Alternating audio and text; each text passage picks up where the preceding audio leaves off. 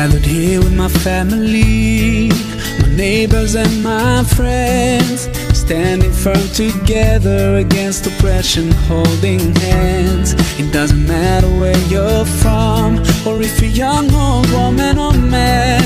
We're here for the same reason, we want to take back our land. Oh God, thank you for giving us the strength to hold on. And now we're here together, calling you for freedom, freedom. You know you can hear our call. Oh, oh. We're calling for freedom, fighting for freedom. We know you won't let us fall. Oh, oh. We know you're here with us. No more being prisoners in our homes, no more being afraid to talk. Our dream is just to be free, just to be free. Now when we've taken our first step towards a life of complete freedom, we can see our dream getting closer and closer. We're almost there.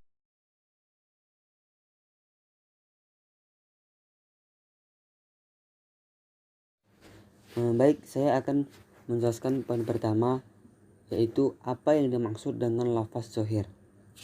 Yang pertama itu, zohir untuk menetapkan sebuah hukum yang bersumber dari Al-Quran maupun As-Sunnah diperlukan metode yang tepat, sebab ada kalanya lafaz-lafaz yang terdapat dari kedua sumber tersebut bersifat zohir atau tidak perlu penjelasan. Ada pula yang bersifat ta'wil, perlu penjelasan.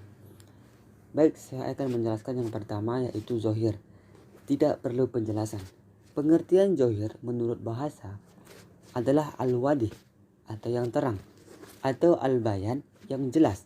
Sedangkan pengertian zohir menurut istilah adalah lafaz yang menunjukkan atas makna yang jelas baik dari lisan maupun tulisan. Dengan demikian, yang dimaksud dengan zohir itu adalah suatu lafaz yang ketika mendengar lafaz tersebut, seseorang dapat langsung mengerti atau memahami maksud dari lafaz tersebut tanpa perlu berpikir dan bergantung kepada petunjuk lain. Menurut Abdul Wahab Khalaf, definisi zahir yaitu lafaz yang dengan sifatnya sendiri menunjukkan apa yang dimaksud tanpa tergantung pemahamannya kepada lafaz yang lain. Tetapi bukan maksud itu yang dituju dalam ungkapan, serta ada kemungkinan untuk ditakwilkan atau dipahami dengan maksud lain.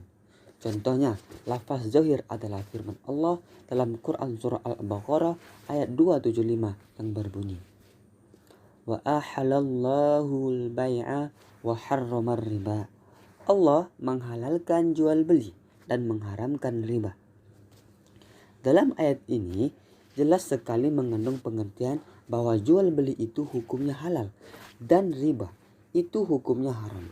Karena maka inilah yang lebih mudah dan cepat ditangkap oleh akal pikiran seseorang tanpa memerlukan qarinah atau penjelasan. Meskipun demikian, ungkapan ayat tersebut bukanlah sekedar untuk mengatakan halalnya jual beli dan haramnya riba sebagaimana yang dapat dipahami dengan mudah. Tetapi ayat itu untuk membantah orang-orang munafik waktu itu yang menyatakan riba itu sama hukumnya dengan jual beli. Poin yang kedua yaitu takwil, perlu penjelasan. Pengertian takwil menurut bahasa Arab berarti ar-ruju', kembali, sedangkan menurut istilah adalah pemindahan makna lafaz yang zahir kepada yang mungkin dapat diterima oleh akal pikiran. Takwil adalah suatu usaha untuk memahami atau mengartikan lafaz-lafaz dengan beberapa alternatif kandungannya makna yang bukan makna lahiriah. Contoh, dalam Al-Quran surah Al-Zariyat ayat 47, was-samaa'a banainaha bi'aidin wa inna lamusi'un. Dan langit itu kami bangun dengan kekuasaan kami, dan sesungguhnya kami benar-benar berkuasa. Pembahasan yang kedua yaitu apa yang dimaksud dengan lafaz nas. Menurut bahasa, Nas adalah az-zuhur yang berarti jelas. Menurut As-Syafi'i adalah Al-Quran dan Sunnah, baik yang tegas maupun yang tidak tegas. Sedangkan menurut istilah adalah teks yang menunjukkan pada suatu makna yang jelas dan tidak mengandung kemungkinan adanya makna yang lain, dan makna yang ditunjukkan teks tersebut adalah memang maksud asli teks tersebut. Lafaz dalam tingkat nas lebih jelas dari lafaz zahir yang definisikannya menurut Abu Ya'la dalam kitab Al-Uddah adalah lafaz yang mengandung hukum yang dikandungnya, meskipun mungkin lafaz itu dipahami untuk maksud lain. Umpamanya dalam Quran surah Al-Hasr ayat 7 yang berbunyi Bismillahirrahmanirrahim. Wa ma atakumur rasulu fa'udhuhu wa ma nahakum anhu fantahu wattaqullaha innallaha syadidul iqab, yang artinya, dan janganlah kamu terima kesaksian mereka berbuat selama-lamanya, dan mereka itulah orang-orang yang fasik. Baik, pembahasan berikutnya yang akan dijelaskan kepada teman saya dipersilakan. Sekian dan terima kasih. Assalamualaikum warahmatullahi wabarakatuh.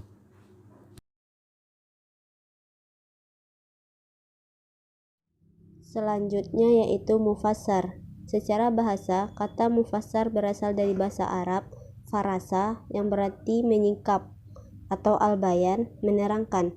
Sedangkan menurut istilah, dalil yang menunjukkan kehendak makna dalil itu sendiri, dan ia tidak menerima proses takwil dan taksis, tetapi berkemungkinan menerima nasak di zaman Nabi Muhammad SAW. Para ulama mempunyai definisi yang berbeda-beda dalam memberikan takrif mufassar. Salah satunya Abdul Wahab Khalaf, seperti yang dikutip dalam Kamus Ilmu Usul Fikih, memberikan takrif mufassar sebagai suatu lafaz yang dengan sigatnya sendiri memberikan petunjuk kepada maknanya yang terperinci, sehingga dengan terperincinya tadi tidak dapat dipahami adanya makna lain dari lafaz tersebut. Dari definisi tersebut, maka kita dapat mempertegas bahwa hakikat lafaz mufassar adalah yang pertama, penunjuk lafaz atau sigat terhadap maknanya sangat jelas. Yang kedua, penunjukan itu hanya berasal dari lafaz itu sendiri dan tidak membutuhkan qarinah. Yang ketiga, karena sudah jelas dan terperinci maknanya, maka sudah tidak mungkin untuk ditakwilkan lagi. Lafaz mufassar itu terbagi atas dua. Yang pertama, menurut asalnya, lafaznya tersebut memang sudah jelas dan terperinci sehingga tidak perlu penjelasan lebih lanjut. Yang kedua, asal lafaz itu belum jelas dan memberikan kemungkinan dari beberapa pemahaman, artinya kemungkinan datang dalil lain yang menjelaskan artinya sehingga ia menjadi jelas. Sekian, saya kembalikan.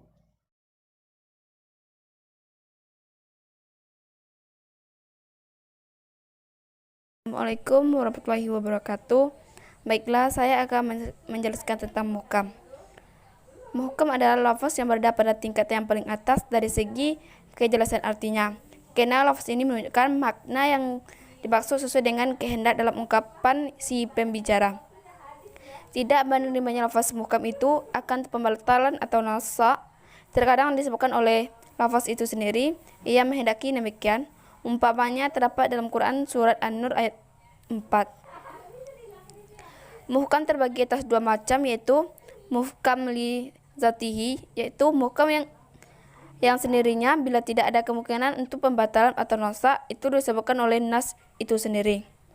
Tidak mungkin nasak muncul dari lafaznya, dan diikuti pula oleh penjelasan bahwa hukum dalam lafaz itu tidak mungkin dinasak. Kedua itu muhkam li ghairihi, yaitu Muhkam karena adanya faktor luar bila tidak dapatnya lafaz itu dinasak, bukan karena nas atau teks itu sendiri, tetapi karena tidak adanya nas yang menasaknya. Lafaz dalam bentuk ini dalam istilah usul fikih disebut dengan lafaz yang qad'i, menunjukkan terhadap hukum.